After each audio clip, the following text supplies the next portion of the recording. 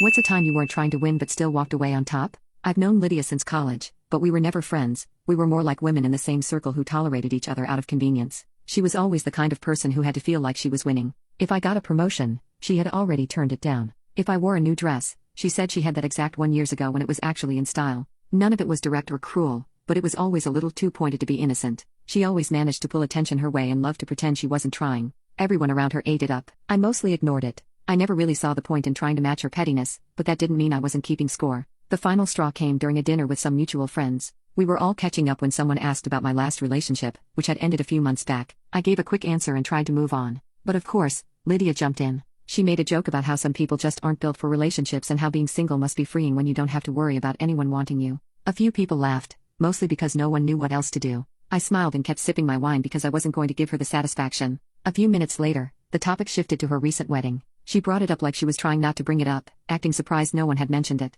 I hadn't been invited because she thought leaving me off the list would send some sort of message. I wasn't mad or upset, I just found it hilariously petty and very on-brand. As she was speaking, she looked directly at me and went, "Oh, I just realized, you didn't come to the wedding. What happened?" I looked her in the eye and said, "Yeah, I must have missed it. Next time then." The table went quiet for a second, and Lydia blinked like she didn't understand what I meant, and then it hit her. She tried to laugh it off, but the damage was already done. She didn't say much for the rest of the night. I didn't either because I didn't need to. The thing about people like Lydia is they always expect the last word, until someone gives it to them wrapped in a bow.